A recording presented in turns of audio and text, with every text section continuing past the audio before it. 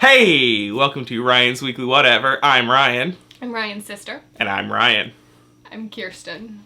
Today we're going to be playing the movie pitch game, which is a game I created where my phone is going to generate some one-sentence movie premises for us, and we're going to have to pitch them. So I think we're both going to do probably two, and then you can let us know which ones were your favorite. A movie about a bride dealing with the zombie apocalypse set on Halloween. Okay, so this is just right off the bat. We're going for that whole, spoopy Halloween aesthetic. This is a woman who wanted to get married on Halloween. She told, her entire, bridal party is all dressing in, Halloween costumes. She's wearing, a black dress. So, this movie is about the aesthetic. And the whole thing is, they start the ceremony, and, a zombie, shuffles in, and everyone is, whispering, this is, I knew this is gonna be a weird wedding, but, this is just over the top. And then the zombie just, straight up kills someone, and everybody's oh, this is real, zombies are happening. And then the rest is, a kind of, a fun romp running away from zombies, and it ends with the I do's, because really this was just a romance all along, and it's just her learning to find her love, even though he just got bit, and it's ambiguous whether or not he's going to become a zombie.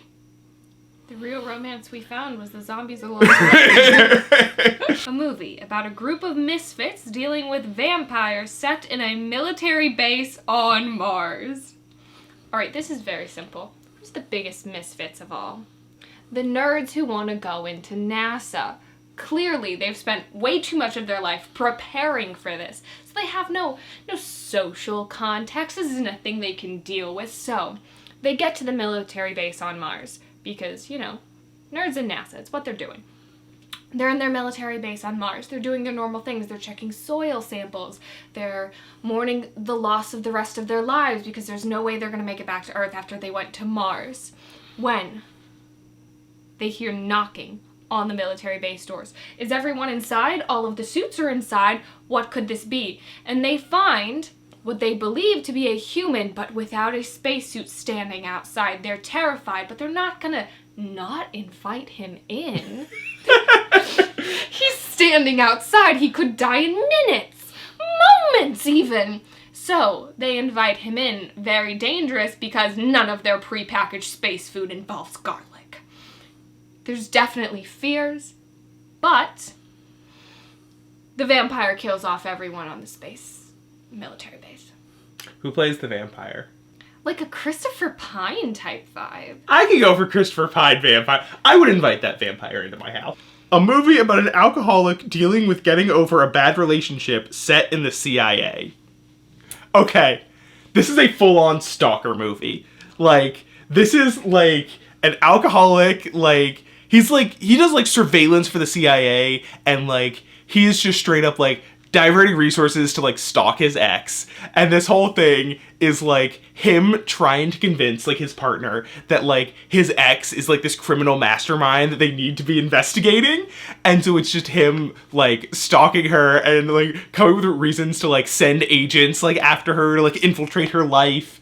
And, she probably, falls in love with one of them. And, there's, another... This movie is great. I love it. So it's just, him trying to, manipulate her life.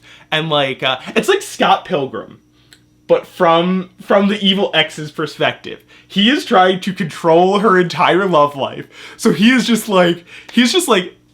sending, anytime she gets a boyfriend, he, sends agents to go pick them up. And he's no, we gotta take him out. And so this woman thinks she's cursed, because, all of her boyfriends just ghost her.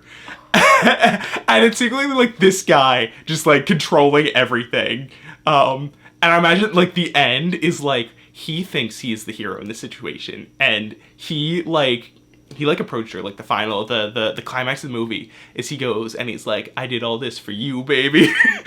And he goes and he's will you take me back now? And he's expecting, the romantic ending. And she's just no, absolutely not. You're a crazy person. This was all you? I'm calling the cops. I would watch this movie. Oh, gosh. A movie about a talking dog dealing with the need to get laid set in the suburbs. So talking dog. They need to get laid. Set in Sure. suburbs. Quick question before we even get started. Is this like actually a talking dog, or is this like a from our perspective we can hear it talk, but like the humans don't hear it? Ooh, that is difficult. I'm gonna say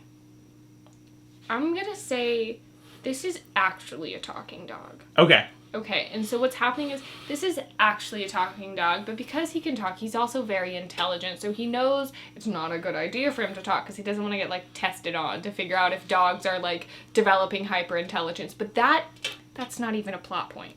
Dogs developing hyperintelligence, unimportant. What is important is our lead here. His name that was assigned to him by his boy was Spot. He doesn't like that. He prefers Reginald Archibald V. Yes. So, Reginald Archibald V. Okay. He's a very pompous dog. What breed of dog is this? This is one of those, like, white ones that look like they just got drowned with, like, all the hair. Like, Chinese something. Reginald Archibald V. Has been adopted, or I don't know, maybe he was born into the family of this young boy. We'll call him Cody. So Cody names the dog Spot, and he's like, "Excuse you, it's Reginald Archibald V." Very dramatic dog, just wants to get boned.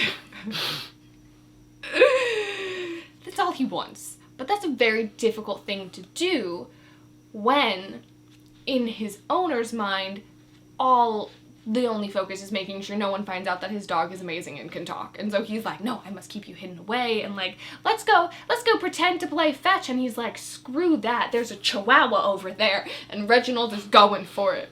So it's not really targeted for children because, you know, there's a lot of sexual themes happening, and it's not really targeted for adults because there's definitely the strong theme of, like, just a boy and his dog.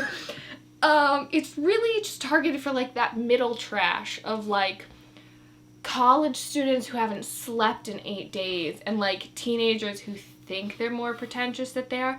The Rick and Morty crowd.